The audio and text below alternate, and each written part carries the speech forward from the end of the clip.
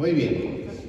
Bueno, pues entonces, ahora vamos a hacer ya hicimos un breve recorrido bíblico, ahora vamos a hacer un breve recorrido histórico, que de algún modo pues será simplemente una síntesis de lo que ya hemos dicho en estas sesiones, ¿no? La iglesia primitiva parece, no se puede afirmar con total seguridad, porque no tiene ninguna inscripción, no tiene nada que la identifique como tal, y algunos se preguntan, o bueno, consideran una fecha aproximada entre algún punto del siglo II y algún punto del siglo III, pero en las catacumbas de Priscila, allá en las Romas, se encuentra este fresco, que bueno, ahí lo puse chiquitín por cuestiones técnicas, pero bueno, yo creo que ahí medio se alcanza. Bueno, al asunto. Algunos consideran que esta sería la Santísima Virgen sosteniendo al niño Jesús en brazos y con algún otro personaje ahí a un lado, ¿no? Algunos piensan que se trata de un profeta, o que se trata de un pastorcito o algo por el estilo. Ahí está la estrella, esta sería la estrella que anuncia el nacimiento del niño, y parece que se trata de un fresco que se encuentra entre el siglo II y el siglo III. En esta época, bueno, pues era una época de persecución, los cristianos tenían que esconderse para celebrar la Eucaristía, y ahí escondidos entre las tumbas de sus hermanos, bueno, pues también a veces ahí dejaban plasmada su fe. Y por ejemplo, pues nos encontramos con este fresco, ¿no? Con esta imagen, que, repito, no se puede afirmar categóricamente que se trate de la Santísima Virgen María, pero lo más probable es que sí.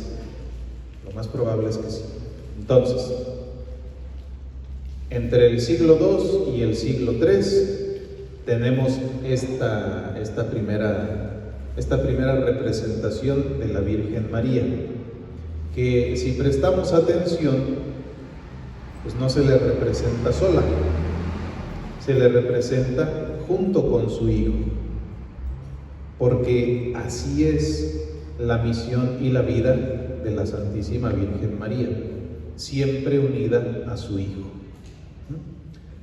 ¿Qué es lo importante entonces de este fresco, de este fresquecito?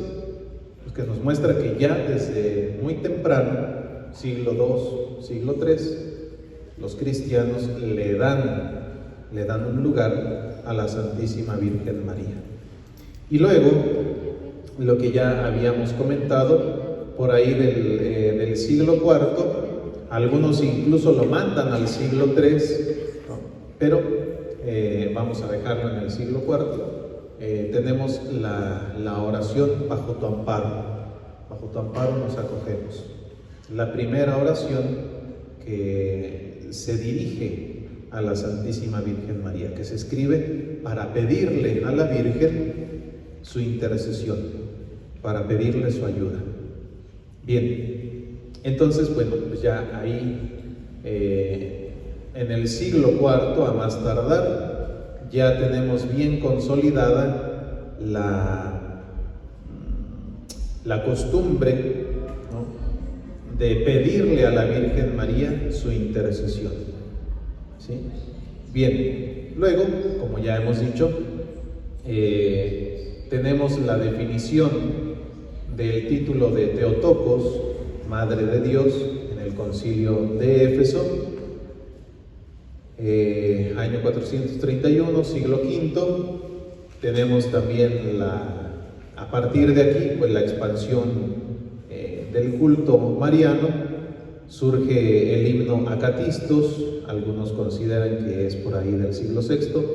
¿Qué es esto del himno Acatistos? Bueno, pues un himno que se ha escrito dirigido a la Santísima Virgen María, y que pretende enumerar sus virtudes. Si no mal recuerdo, tiene por ahí de 23 estrofas, creo, algo así. Es un himno largo y que fue escrito pues, para eso, para cantar las virtudes de María. Y más o menos en la misma fecha tenemos la fiesta que ya hemos mencionado de la Dormición. Comienza la fiesta de la Dormición, ¿sí? Que después, como ya dijimos en las sesiones anteriores, bueno, pues se va afinando el sentido teológico de esta celebración.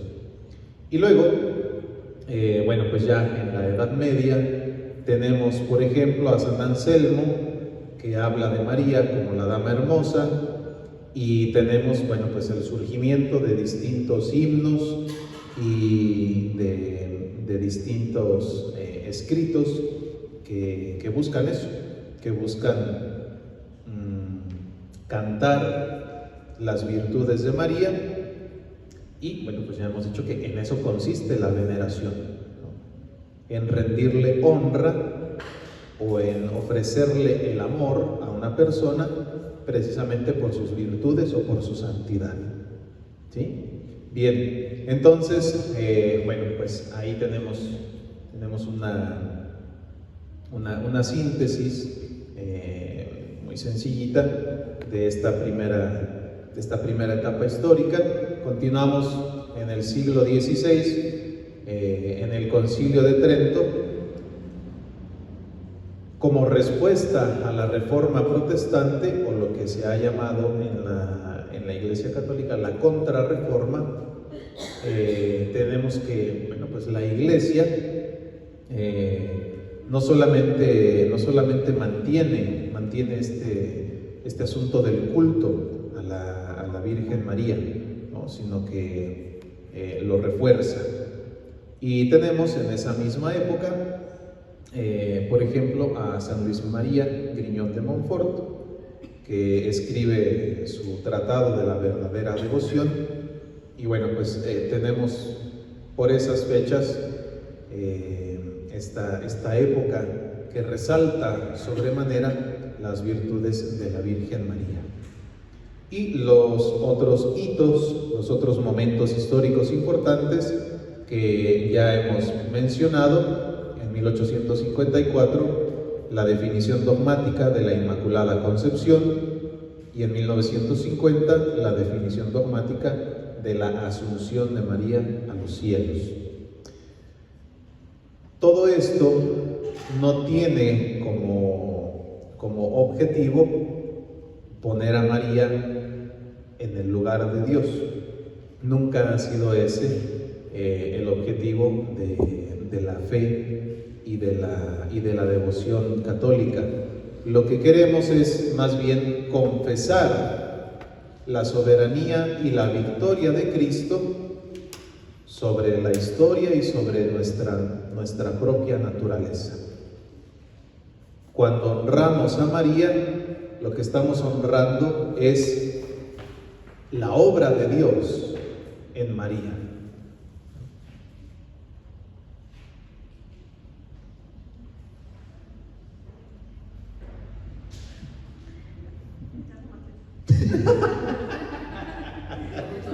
Empezó baile.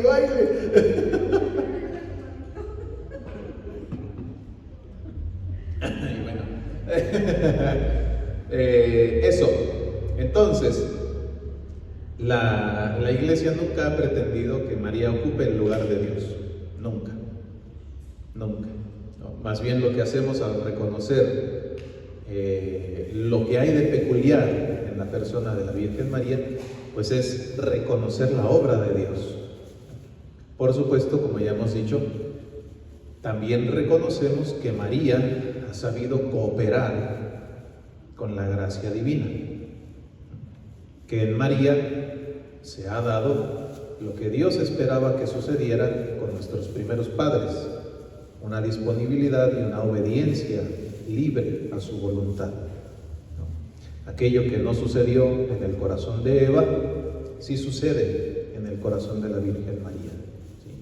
Y yo creo que esto, bueno, pues también vale la pena recordarlo y tenerlo en cuenta, por lo que hemos dicho en alguna ocasión, ¿no? De que algunos piensan que pues María es esclava, entonces no le quedaba de otra más que hacer lo que Dios le mandara hacer. No, la gracia no funciona así. Y el mejor ejemplo es Eva. Adán y Eva, en realidad los dos, Adán y Eva fueron creados en una situación de justicia original, de lo que llama la teología. O sea, tenían todas las de ganar. Adán y Eva tenían todo lo necesario para vivir en la virtud. Y sin embargo, decidieron decir que no. Ahí se nota claramente que aunque Dios sea el rey y el dueño de todas las cosas, no impone su voluntad. No obligó a Eva a obedecerle. Y así como no obligó a Eva, y de hecho Eva desobedece, así también Dios respeta la libertad de María. María, con esas gracias especiales que recibió de parte de Dios, ¿podría haberle dicho que no a Dios? Sí. ¿Podría haber pecado? Sí, pero no lo hizo, porque supo mantenerse fiel a la gracia que Dios le dio.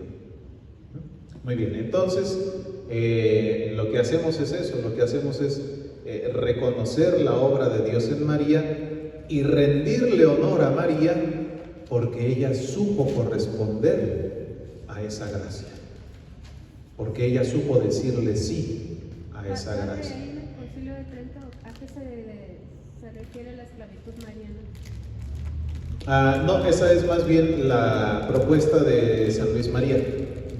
Sí, y pues es eso, es que San Luis María Griñón de Montfort enseña que la mejor forma de llegar a Cristo es por medio de su madre. Y la mejor forma de agradarle a su madre es haciéndose esclavo de ella. Entonces lo que propone San Luis María Griñón de Montfort básicamente es eso.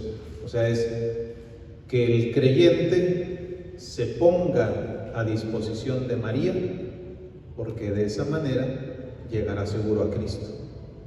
En eso consiste la esclavitud mariana, en que el creyente se ponga a la disposición de María. Muy bien. Bueno, pues entonces, el culto que le rendimos a la Santísima Virgen María, como ya hemos dicho, tiene que ver primero con su misión. Ella fue escogida para ser madre de Dios.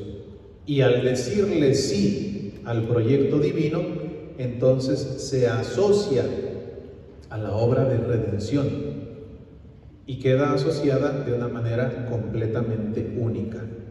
Esa asociación al misterio de la redención no termina con el momento de la asunción, al contrario, continúa, de manera que ella ejerce una intercesión incesante en la eternidad junto a Dios por todos nosotros, sus hijos.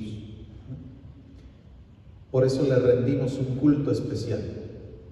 Ha sido escogida para ser madre de Dios, diciendo sí, ha quedado asociada a la redención, y ese sí y esa asociación no terminan con su muerte, sino que continúan en la eternidad. Bien, de todo esto es importante que digamos, como lo hemos dicho en alguna ocasión en nuestras Eucaristías, que lo que le interesa a la Iglesia y lo que debería interesarle al creyente no es solamente decir, sí, mira qué bonita María, ¿no? Qué bueno que le echó hartas ganas. No, lo que le interesa a la Iglesia es, así de bonita como se ve María, así de bonita y de bonito quiere Dios que se vea cada uno de nosotros. No es nada más decir, wow, cuánta gracia hay en la persona de la Virgen María, qué bueno que le echó ganas. No es solamente eso. Eso que ha sucedido en la Santísima Virgen, Dios quiere que suceda en cada uno de nosotros. De manera que el culto a la Virgen María, en última instancia, pretende que nosotros nos identifiquemos con ella e imitemos sus virtudes. ¿Por qué? Porque ella ha sido la que de forma mejor ha sabido decirle sí a la voluntad de Dios. Ella es la que mejor ha sabido hacerlo. Claro, solamente después de su Hijo Jesucristo. Pero bueno, como ya hemos dicho en alguna otra ocasión, pues ahí Cristo pues tiene el hándicap a favor, ¿no? De que es Dios, es Dios y hombre, y su voluntad y su inteligencia estuvieron siempre iluminados por la voluntad y la inteligencia divinas, ¿no? De manera directa. María es plenamente humana, como nosotros, y únicamente humana. Y siendo plena y únicamente humana, supo darle un sí total a Dios.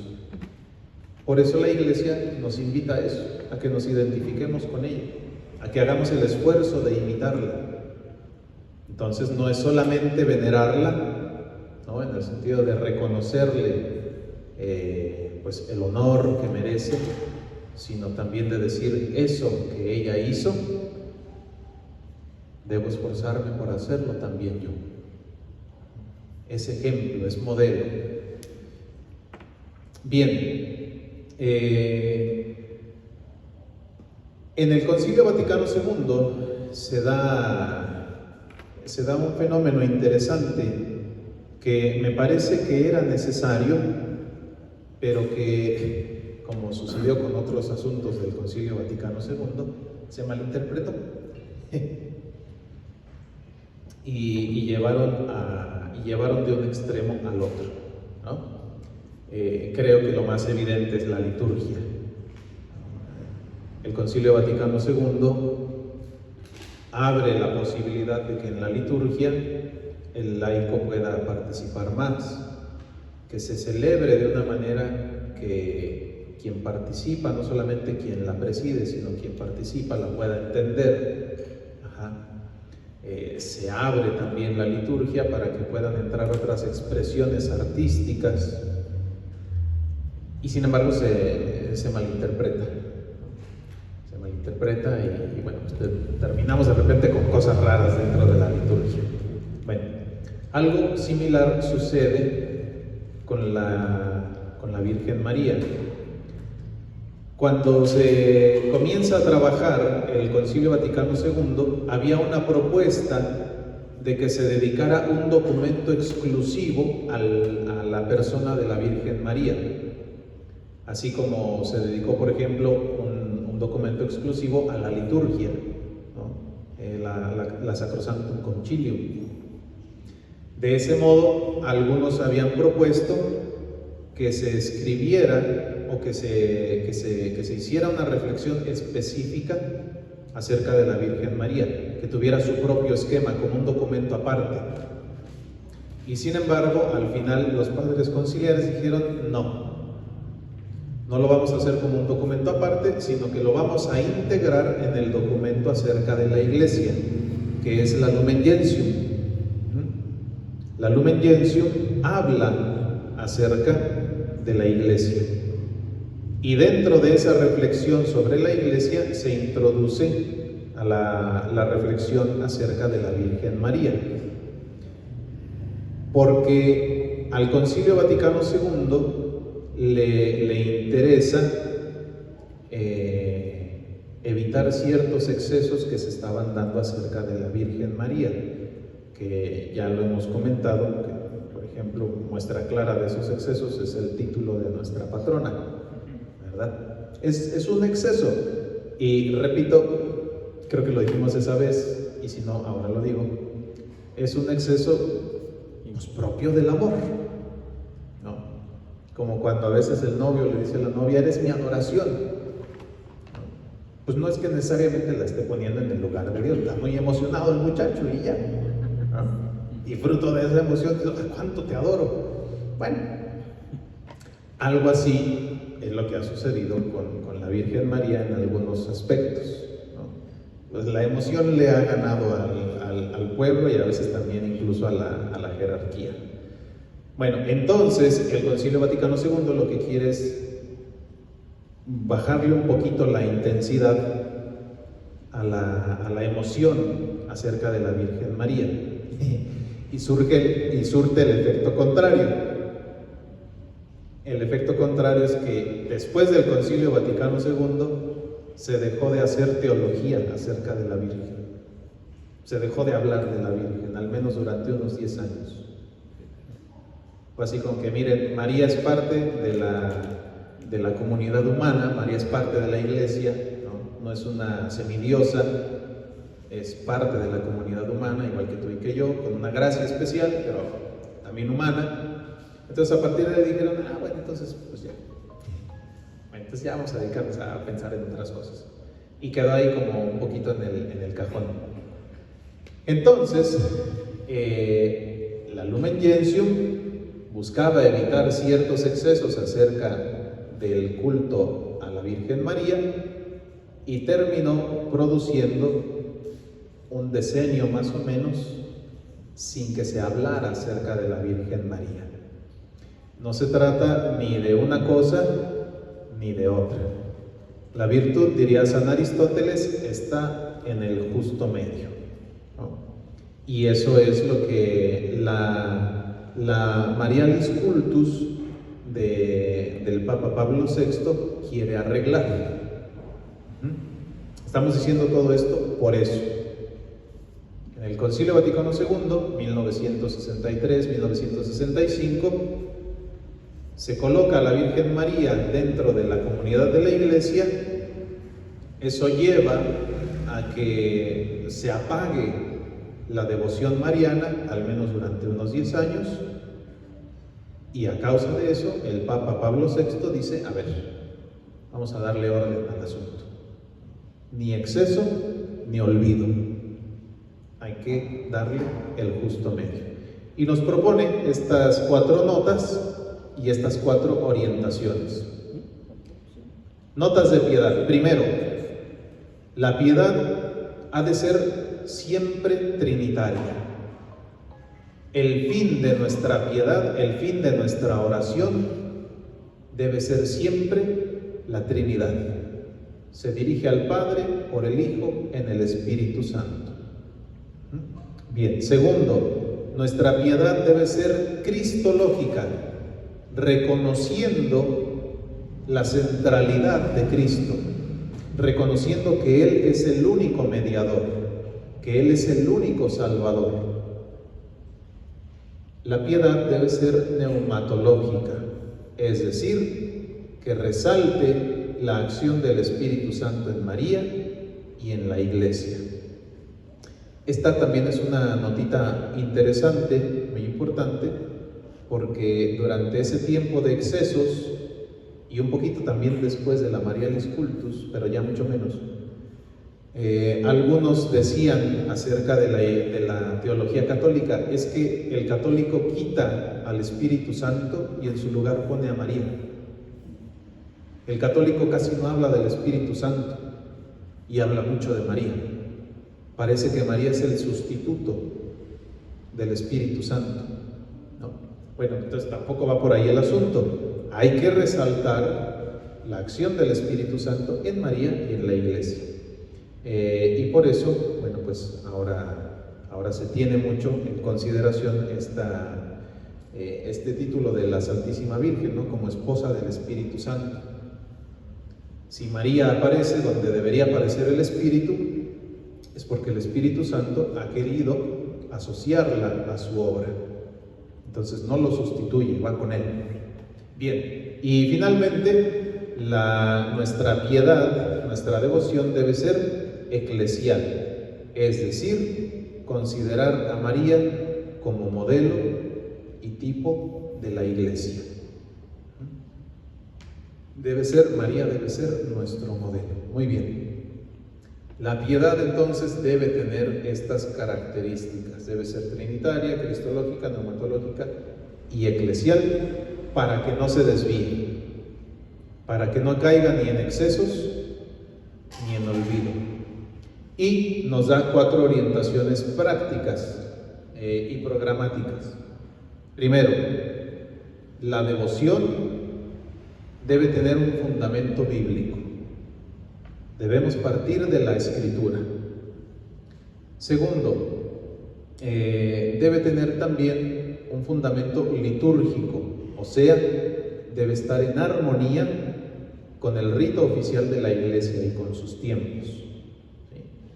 Debe tener también un carácter ecuménico que fomente la unidad de los cristianos, y debe tener un carácter antropológico, es decir, que tenga en consideración la realidad del momento histórico y las personas a las que se está dirigiendo esta devoción o este culto mariano. Bueno, pues estas son las medidas de seguridad, vamos a llamarle así, que nos ofrece el Papa Pablo VI en esta encíclica para que la devoción mariana se mantenga en orden, ni exagerada ni olvidada, sino que se mantenga pues en su justo lugar. Muy bien, bueno, pues dicho esto, ya aquí vamos cerrando. Quedan todavía algunas diapositivas, pero me parece que ya hemos dicho lo más importante. Bueno, lo último era solamente hacer una revisión acerca de la práctica orante con el Ángelus y el Santo Rosario, pero uy, se chispó. Pues ya se acabó, ya se salió, ya signo de los tiempos, muchachos. Bien, bueno, pues no sé si hay alguna duda, algún comentario.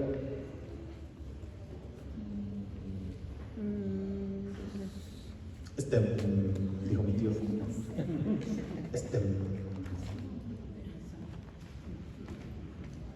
Si no, bueno, pues de mi parte les agradezco su atención y su paciencia. Y bueno, pues ya les anunciarán cuando comienza el taller. No sé si de hoy en 8 o...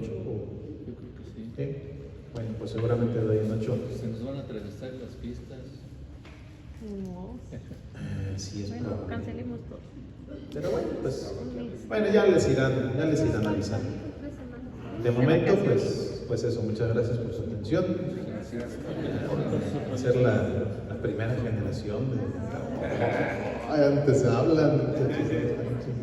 Muy bien, bueno, pónganse de pie para darle la bendición. El Señor esté con ustedes. La bendición de Dios Todopoderoso, Padre, Hijo y Espíritu Santo, descienda sobre ustedes y permanezca siempre. Amén. Que pasen buena noche, buen regreso a sus hogares. Que Dios los bendiga. Gracias, Padre.